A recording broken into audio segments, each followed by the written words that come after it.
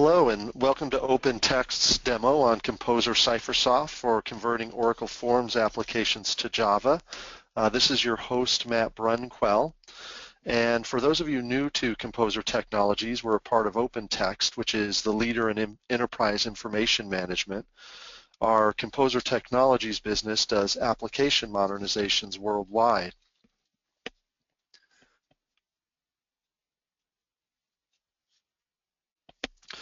So the objective for today's webinar is to show you how an Oracle Forms application can be converted into a Java application, and we'll use our Composer CipherSoft solution to demonstrate those keys to doing that. And we'll first provide an overview on the capabilities, benefits, and conversion process, so you have some context going into the demo. We will then demo the conversion of an Oracle Forms application into Java. Just a few other housekeeping items.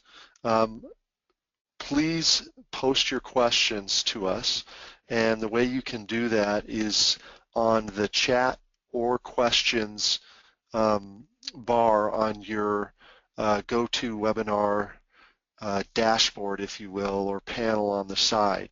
And George and I will get to those after the demonstration. I mentioned George. I have with me on the webinar today George Burlak. He is the Director of Engineering for our Composer CipherSoft solution. So we'll be able to cover any questions that are brought up.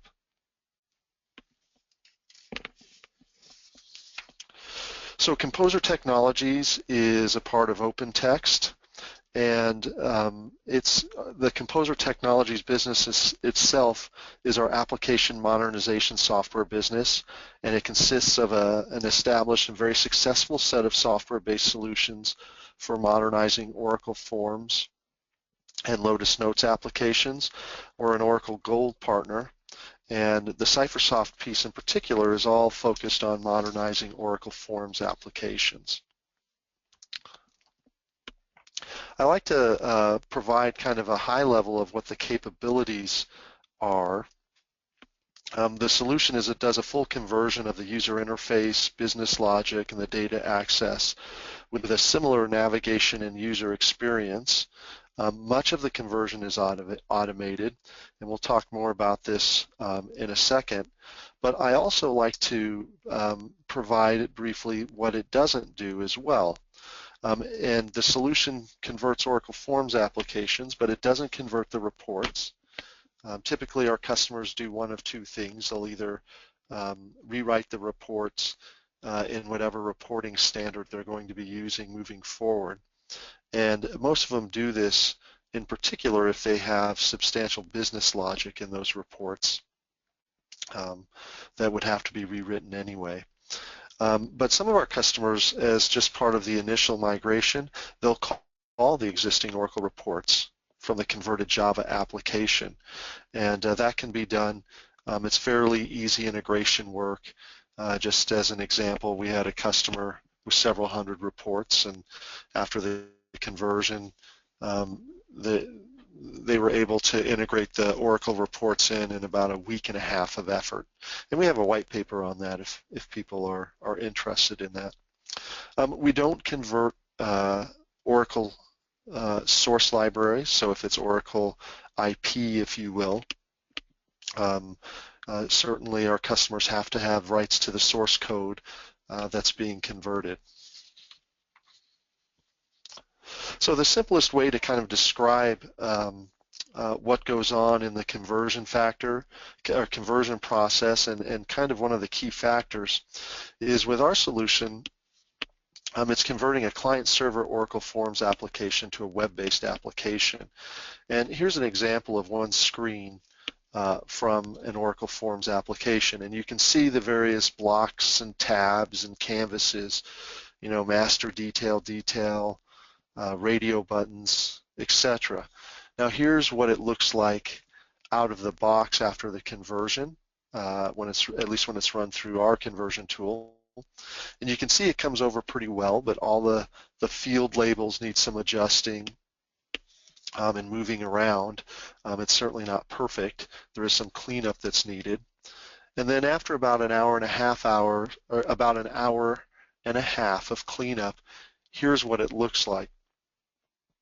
And this is really kind of one of the key factors I wanted to illustrate in conversion, because this is really significant to the customer since it minimizes the impact to the end users of the application.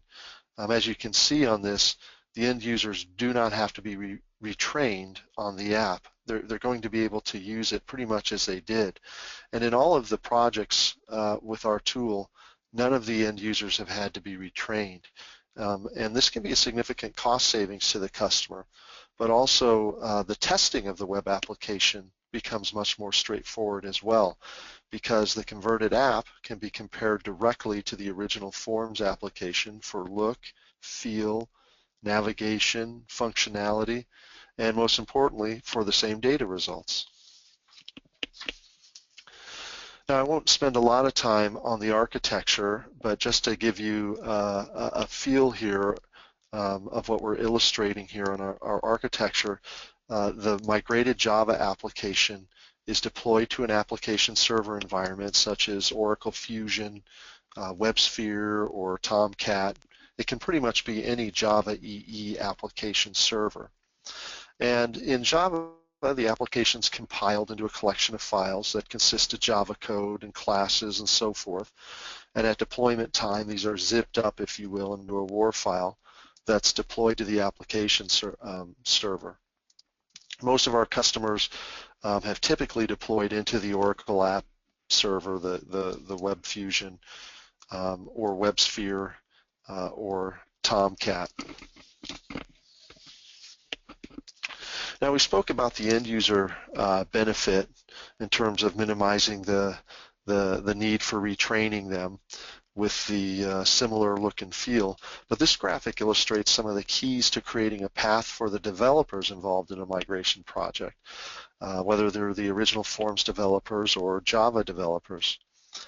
In addition to producing clean Java code, keeping the file structure of the components and objects organized, much as they were in Oracle Forms, provides a reference point that both original Forms developers or Java developers can follow. And in the case of the Oracle Forms developers, it also eases the learning curve into Java. And our customers find this as a lower risk approach is in terms of migrating in a like-for-like way first, and then modernizing and extending the application longer term. They realize that rewriting the application from scratch, users end up having to navigate differently, and successfully testing all of that functionality that's been rewritten becomes much more challenging.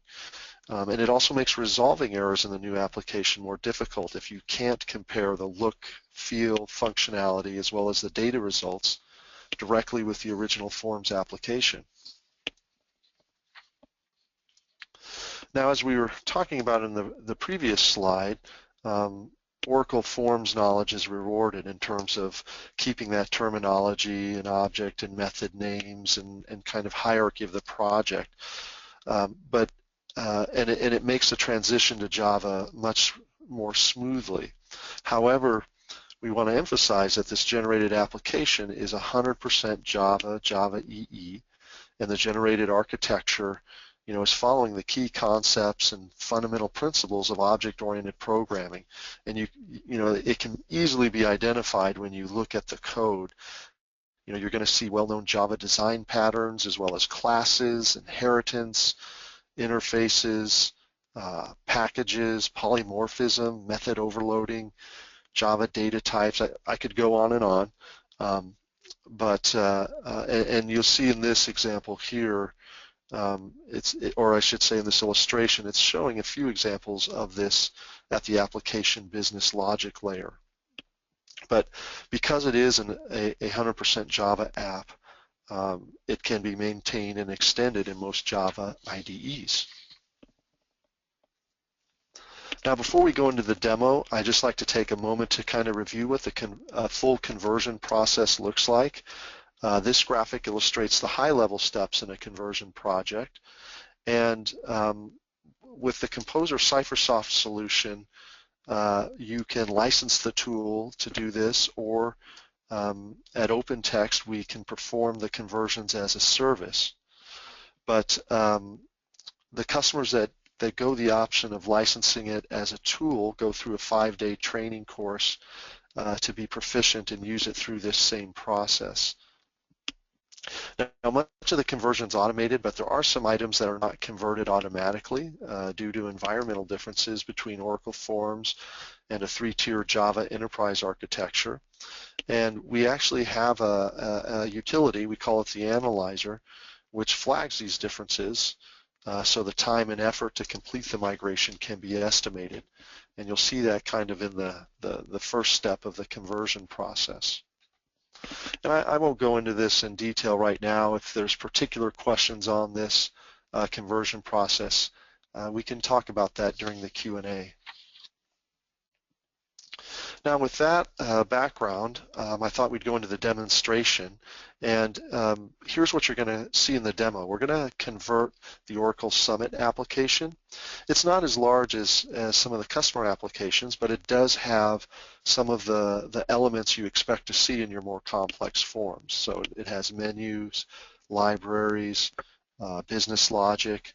If we ran this through our analyzer utility, it would come up as simple or low intermediate complexity just because of its smaller size. This is a full conversion, although you could choose to just do portions at a time. For example, you could just convert the PL SQL business logic in a run, and then once converted, you could reconvert the presentation layer into some of the different options that we have. After converting the application, we'll deploy it to an app server, so you can see it running side by side with the Oracle Forms app. And you'll see how that impact to the end users is minimized that I mentioned. And then we'll look at the converted code in a Java IDE so you can see how that project hierarchy and naming of the components is maintained and see what the converted code looks like. And with that, I am going to turn this over to George Burlak for the demo. So George, give me 1 second here and I'll make you the presenter.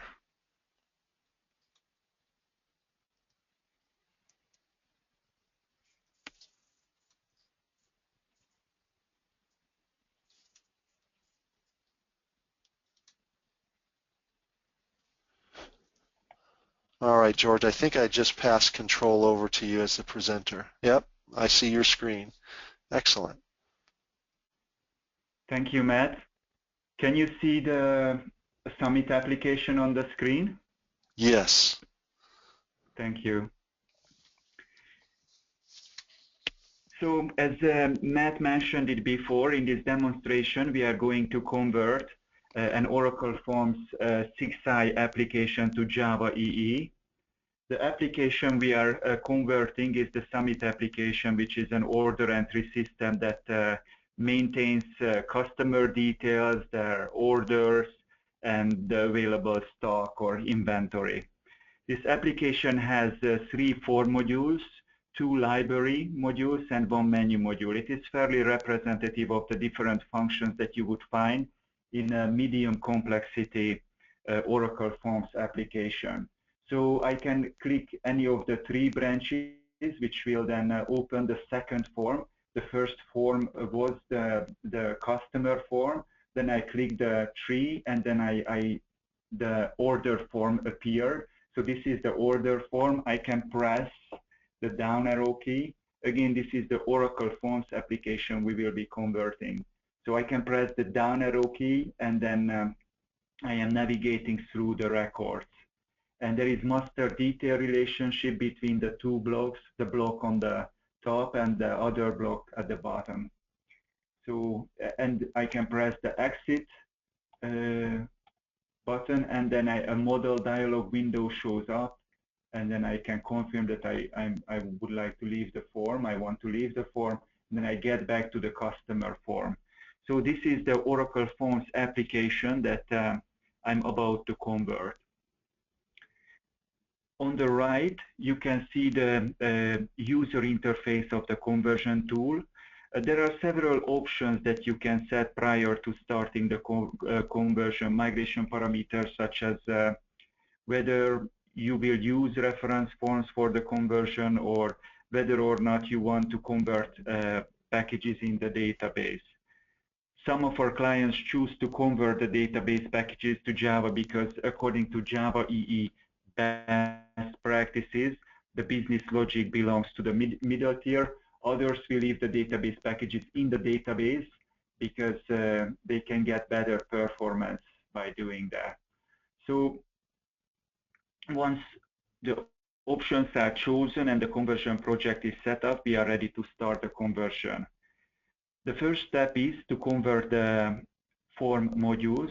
And as I mentioned earlier, in the Oracle, in this application, there are 3 form modules: the customer, the order, and the peak FMB or form modules. So now we have to select these form modules. So the customer, the orders, and the peak. Just 1 second, let me check if the output directory is empty, just to make sure that there is nothing is there from previous conversions. So customers, peak, and orders.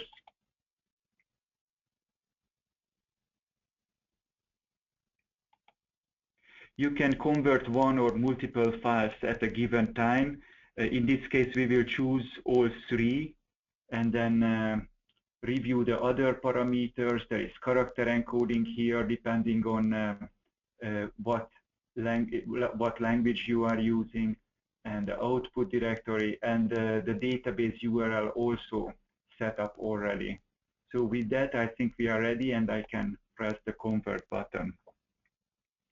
You might have noticed that most of the fields were already populated on the main interface fields, like the input directory, the output directory, and the database URL. All of this information is supplied through the conversion project configuration file, which helps us to keep this information consistent through the conversion project.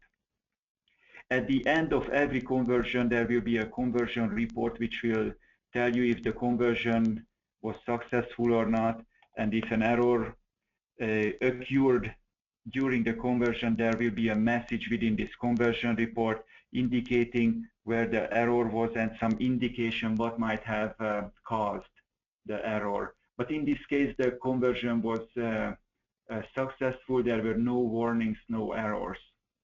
So with that, we can move to the second step of the conversion, which will be the database and library PL SQL conversion. In this application, there are 2 PLDs, 2 libraries. I select both of them and convert them. There is nothing else that needs to be changed on this panel.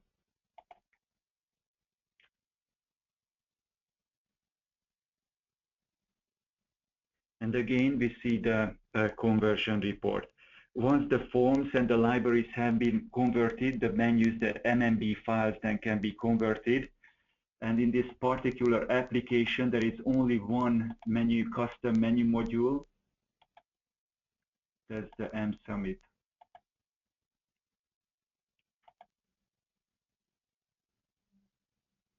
The menus were converted successfully also. So the last step of the conversion process is the web module generation. So let me switch to that panel. So once the forms, the menus, and libraries have been converted, we can convert the web module, which will be a web archive file. All of the generated Java EE code is taken and created into a WAR file, which can then be deployed into an application server, or it can be imported into a Java IDE. So here I have to specify the name of the main form, or the menu form, or the navigation form from which other forms will be called, customers. And I will select this compile Java checkbox to make sure that during this web archive file generation, the Java code also, the Java classes will be compiled. Other than that, we are ready to generate the WAR file.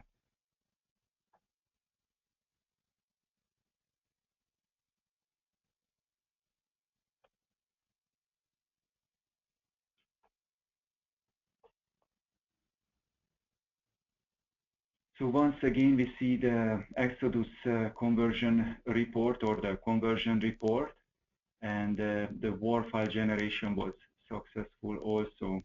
So now we can go to the output directory of the conversion tool, and we can see that now files are in this directory. We have to navigate to the web module directory and then select the summit.war file, and we can start the deployment process. The deployment process will be very simple.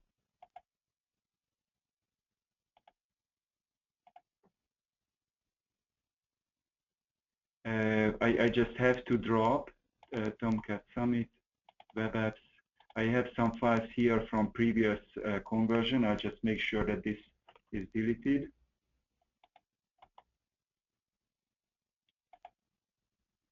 Okay.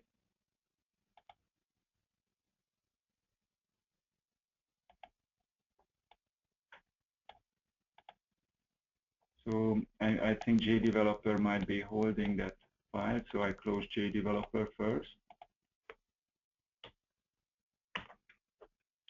Yes, and now I delete it, so I can now deploy the summit.war file. The deployment process is very simple. I can just simply copy the WAR file into the Tomcat web apps folder. So now the next step will be to start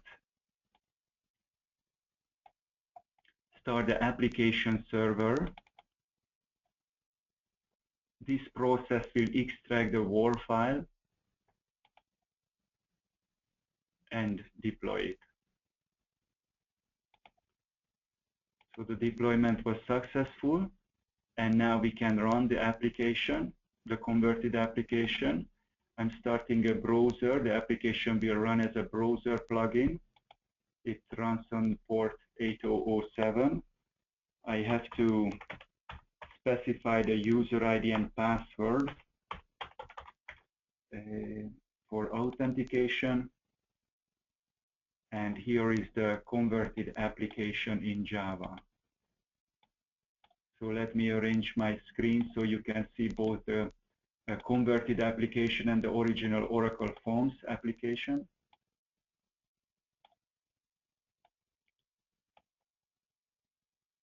So in comparison to the Oracle Forms application on the left, you can see how the new application is very similar to the original with a few minor differences in fonts or colors. Otherwise, they are almost identical. All of the functionalities are maintained, including list of values, hotkeys, event handling mechanism, default menu or validation logic, and so on. And all of this is done automatically through the converter. So you can see again, if I navigate through the tree structure, then the master, the detail block is being updated. So I should be seeing this exact same thing in the converted application, that the blocks are being updated. And then if I double click on the tree branch, then another form, the second form, the order form shows up. So this is the order form, and here I can navigate through the records, just like here in Oracle Forms.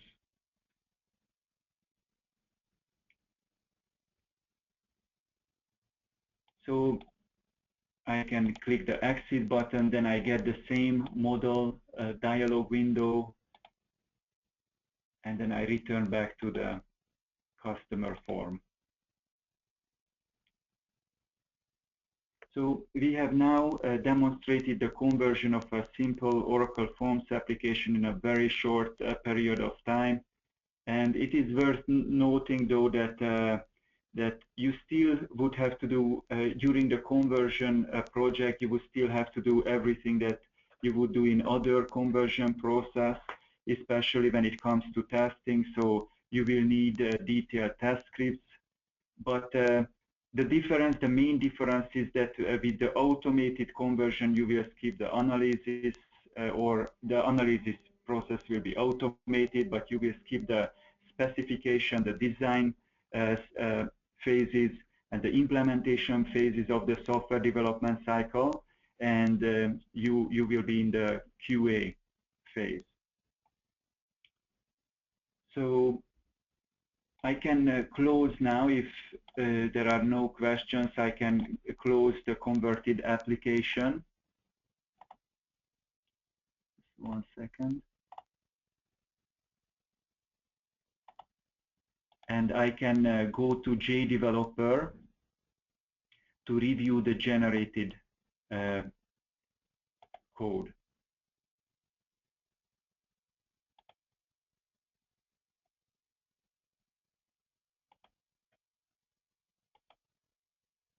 So let me start JDeveloper. 1 second. I stop the server and I try to connect to the application, or so that's why I have this exception on the screen. And now my screen is not responding.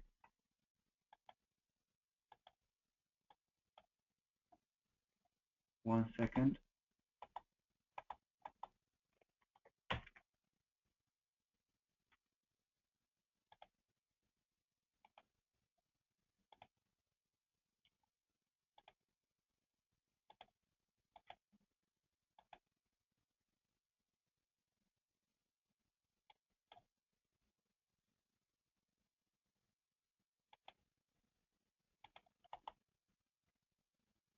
So let me start JDeveloper.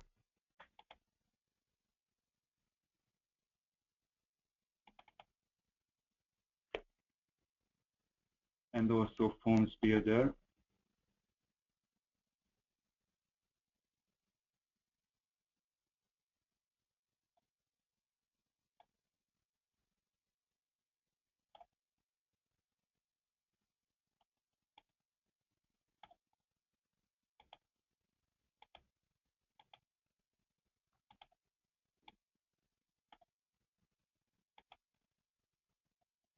So because of the complexity of the Java EE API, it was important for us to create a simple architecture that can be easily understood and maintained, and allows easy handling of the business rule without dealing with technical aspects of the application. So you can see that here in Oracle Forms there are 3 form modules: the customer, orders, and pick. I already opened these FMB files.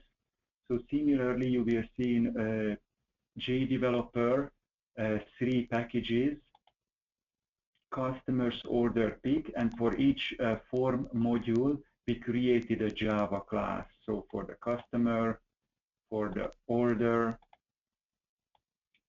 and there is a Java class also for the pick form. So we can go to the order form and review the generated Java code. So you can see that at the beginning of this Java class, we are defining 3 alerts. These alerts are again coming from the original Oracle Forms application. There is the delete alert. There is the question alert, and all the properties. I can click here and see the different properties. The title is question, just right here.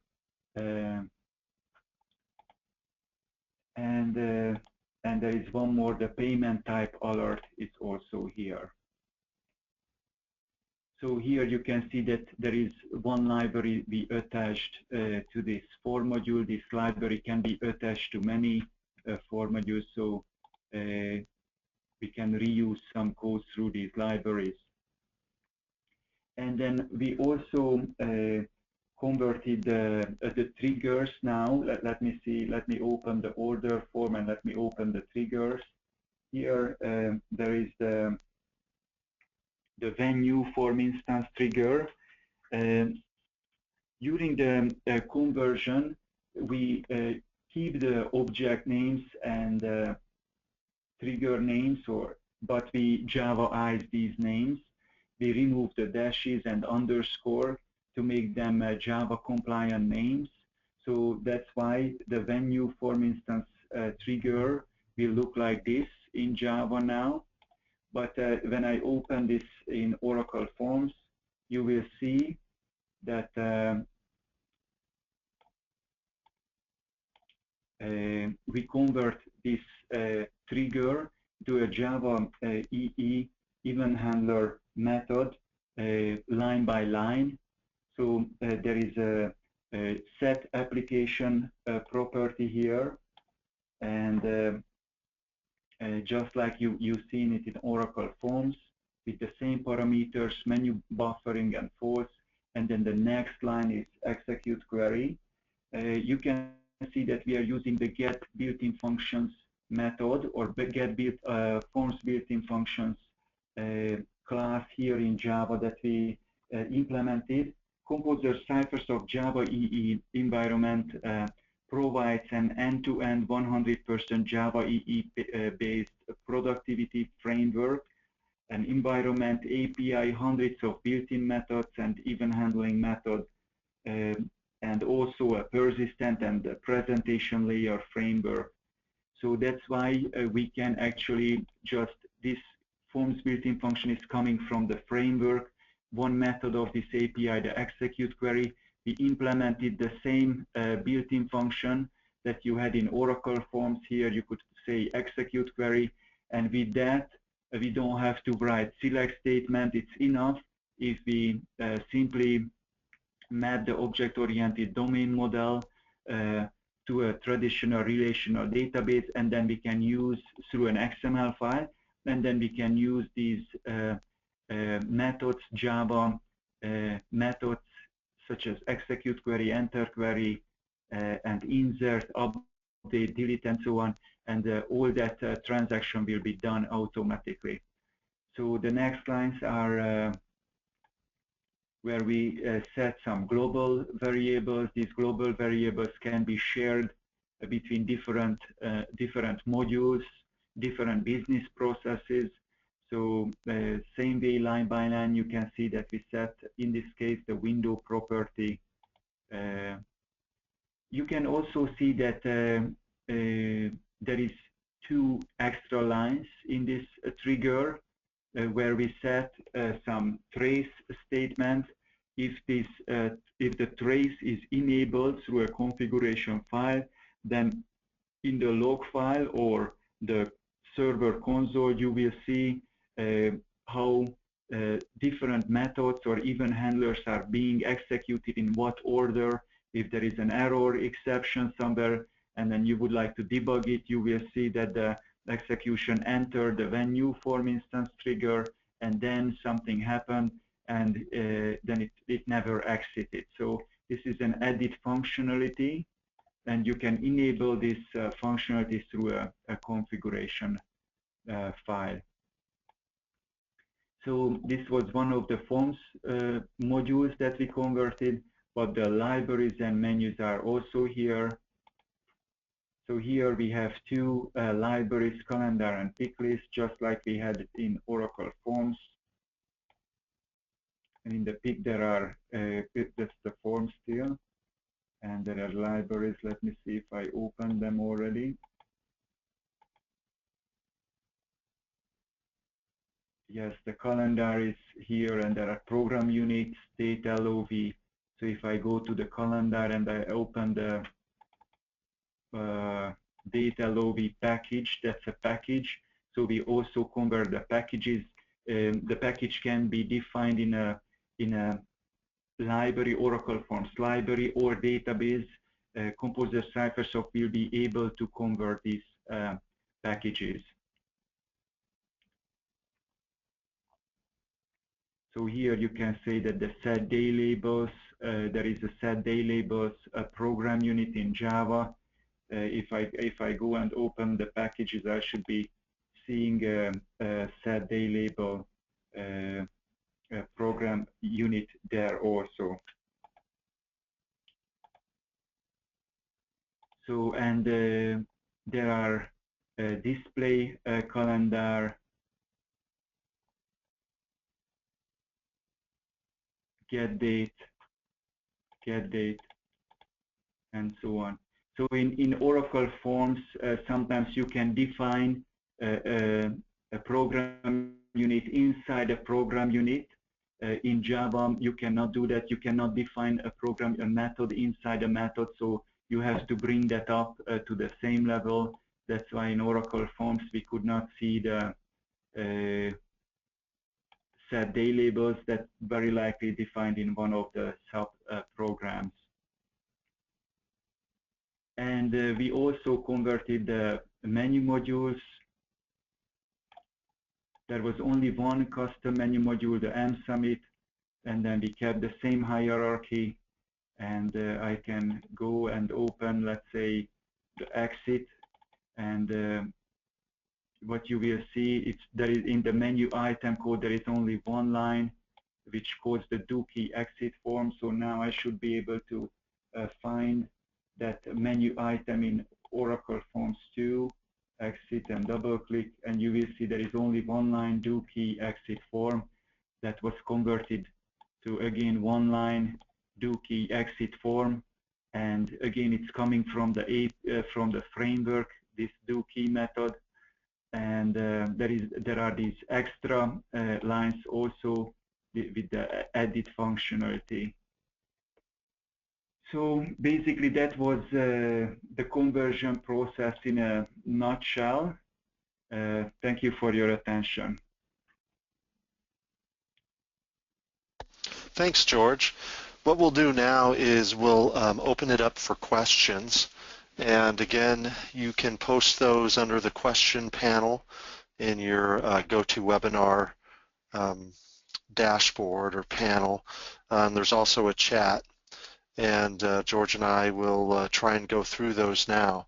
And what we'll do is I'll read the questions, and then either myself or George will respond, or sometimes both of us will.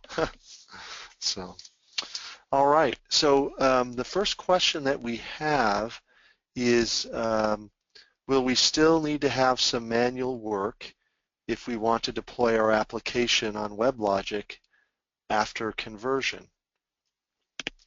And the answer to that is yes. In general, not so much though because you're deploying to WebLogic, but when you, as part of the conversion process, when you run through the conversion tool, there are some there's some manual post work that has to be done. We explain these as environmental differences, and there's different types of ones that you have to look at. But again, they're not specific to because you're going to deploy it onto WebLogic. It's just that, you would have to prepare the app and test it before production. George, is there anything you want to add to response to that question? No, I think your answer was complete. Okay, good. Next question. I noticed that you use JDeveloper. Does this work with Eclipse? And the answer to that is yes. We, as you saw, we use JDeveloper internally, but for our customers out there, most of them use either JDeveloper or Eclipse, and we've seen both.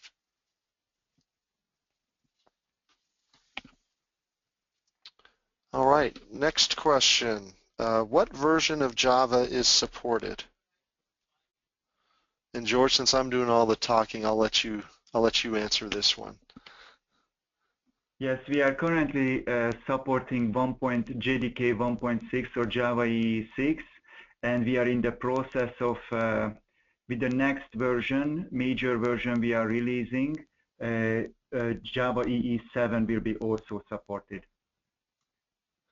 Excellent. Next question. Is there a way to modify the screens after conversion like in forms? Or do you have to write in HTML slash, it says JS, but I think that's JavaScript. The answer to that is you do have some options there. Certainly, because you're working in a Java IDE, you can code in HTML and JavaScript on the presentation layer. Those files are provided. But we also have an add-on editor. It's called the CipherSoft VE or Visual Editor that allows you to, you may want to modify some of the converted screens, like add a column or, add some fields, things like that. And you can do that. And it is kind of a WYSIWYG format. You can do it much in the way as you did in a forms editor. So there is an add-on option for that. George, was that a complete enough answer, or was there anything you would add to that? No, your answer was complete. I can take just 2 minutes just to open the layout editor and the customer form maybe, or the order form, just in a minute. Okay. Well, I'll answer some of these or we can go through some of these questions while you bring that up. Next question. What type of UI gets generated? Is it HTML5 or applets? So as part of the automated conversion, it certainly is not HTML5. As part of the automated conversion, the presentation layer options include what we call an ADF presentation layer. So it is a presentation layer that includes some Oracle ADF controls, as well as some JSF-based controls. And then we have one, and George, I don't know what's the best way to describe it. Would you just call it a Java plugin client, or how would you describe, or the presentation layer that most people use is deployed in a browser, and it uses a Java plugin to handle the communication, if you will, between the server and the browser and the presentation layer. Although at any time there's no business logic stored on it, but it is I guess you would say it is an applet-based presentation layer. Is that correct?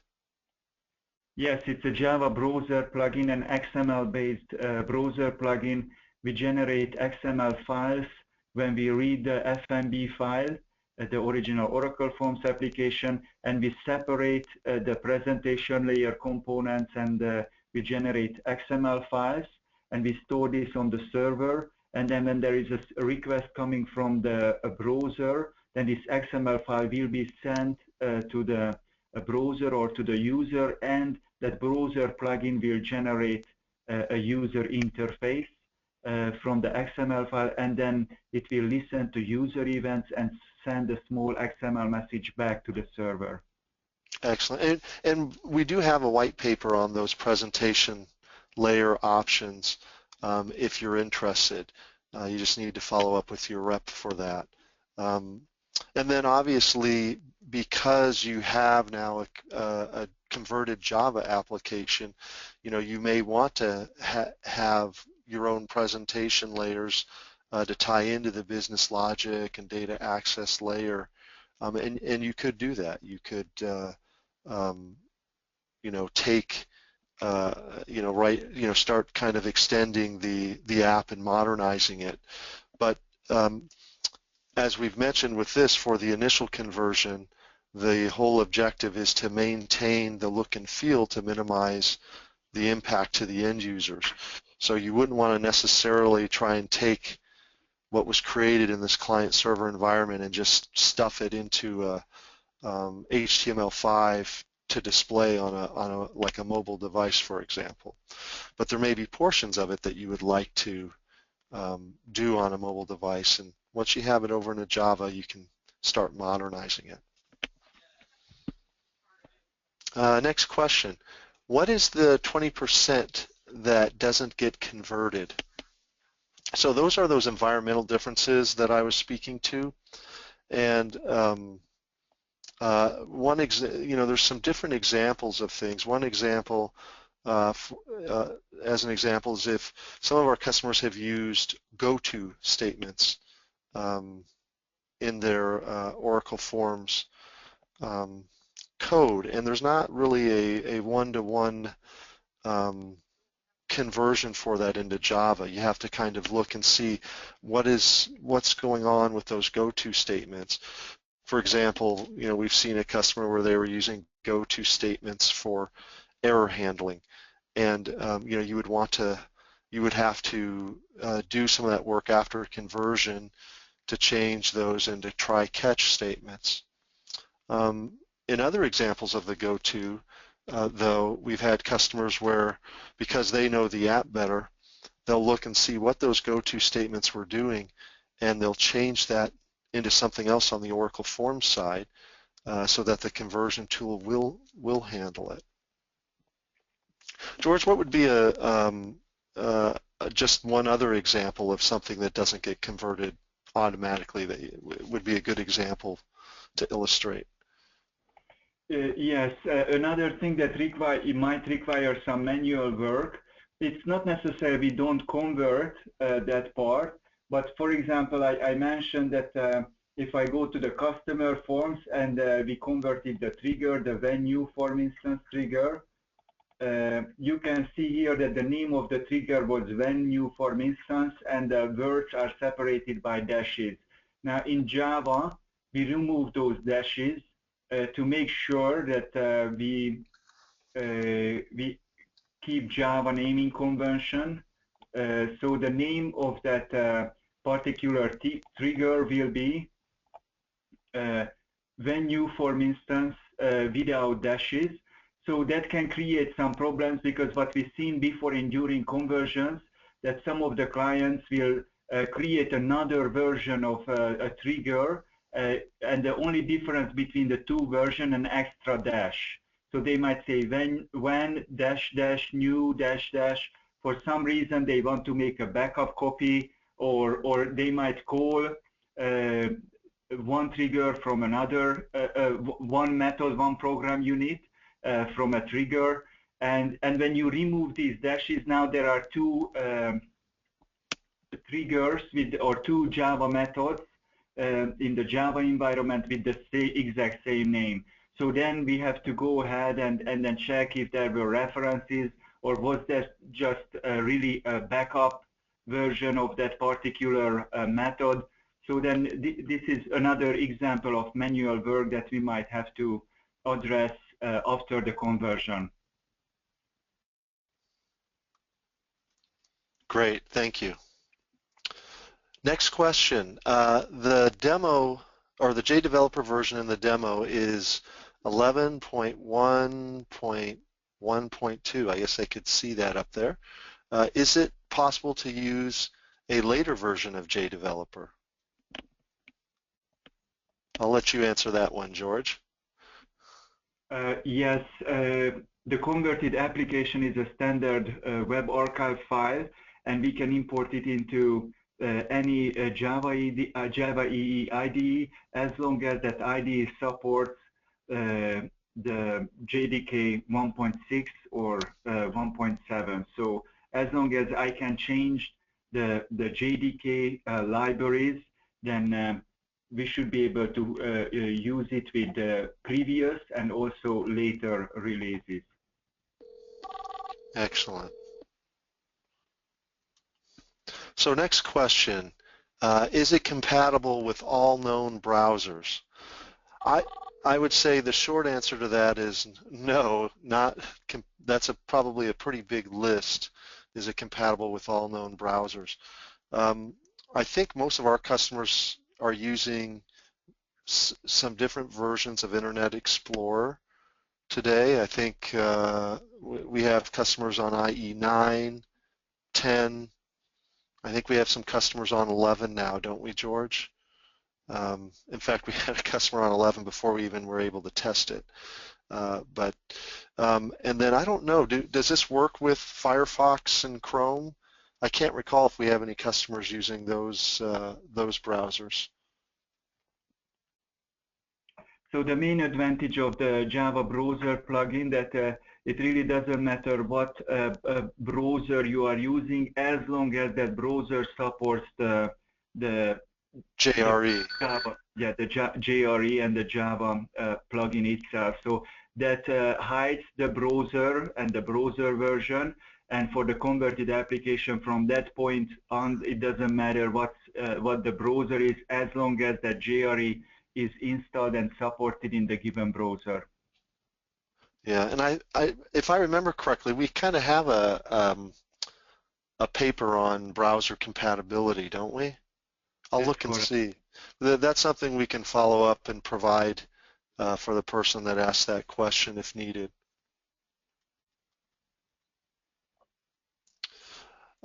Next one. Oh, someone was on the phone, I guess, and one of our answers broke up a little bit. Is a transformation a JSP or applet? We have both options. One is a presentation layer, is applet based, but I don't think we'll go through the answer again. But we have a white paper that goes through these two different presentation layer options.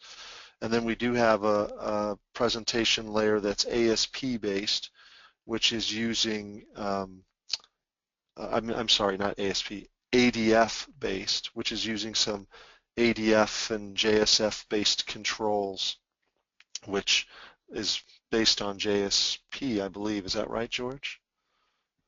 Yes, JSF, yes. Yeah. So we have a white paper that can walk you through those options that you can get from your rep. Next question, do you have a white paper of what doesn't get converted? Yes, we have a white paper that talks about some of the known differences. I believe that's the title, known differences. And it's not an exhaustive list. I mean, we are definitely surprised. You know, there's things we see that either A, we haven't seen before in a project, or B, you know, it was maybe only showed up once in an Oracle Form app and it made more sense to just do it manually, and then it'll show up more often in a different app. But again, we do have a paper that kind of walks through, hey, here's some of the known differences and kind of the three different categories they fall into. And it does, for a lot of those, talk about here's how they're addressed. Also, as I mentioned there in the presentation, there's also an analyzer that we can run somebody's forms through to tell them, you know, what's not going to be converted automatically. We use that to estimate the time and effort and cost to do a conversion. So it is very possible to really very definitively define what's not going to get converted automatically for an app.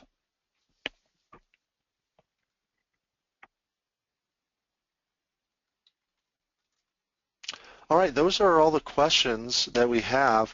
I know, George, you brought up that editor. Did you want to show that for a minute? This was based on one of the early questions about, you know, whether you had to actually code in HTML and JavaScript, you know, on the presentation layer side once it's converted, or if there was a way to kind of modify the screens, much like how it was done in the Forms editor.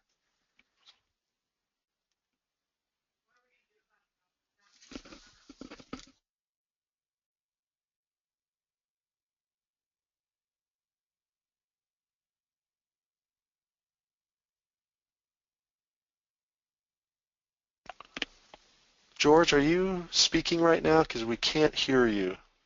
Yes. Oh, there you go. So you can see here one of the XML files which corresponds to the order form, and this is for the presentation layer. And then you can see the stock button, and then you can see also that we specified a style for this button, and the position, X and Y position, and some event handler method attached to this component. So I can, we have drag and drop functionality. I can move these items, and in the panel you could see that the X and Y position changed. And then I can add new components. And again, as I'm navigating through the items, the panel, the property panel changes. Also, you can see the persistence layer, XML file. So this visual editor or layout editor helps us make arrangements or fixes on the screen, make alignments, and so on. And I can use the toolbar buttons also to arrange and align components. So I can call this as a standalone version, or I can integrate this with JDeveloper or Eclipse also. You can see the date mask, or I mean the format mask for a number or a double data type, and so on. Excellent. All right, well, that concludes all of the questions. So what we'll do is start closing down the webinar. George and I want to thank you for your interest in participating in the webinar. We hope you found it informative and useful. When you do exit out, there will be a little like 2 or 3 question survey. Let us know how we did, and if there's particular topics you'd like to see covered in future webinars, add that in there as well. There will be a recording of this posted probably by the end of this week on the Composer Technologies website. And in fact, I think if I go back, I can bring that up for you so you can see what the website is.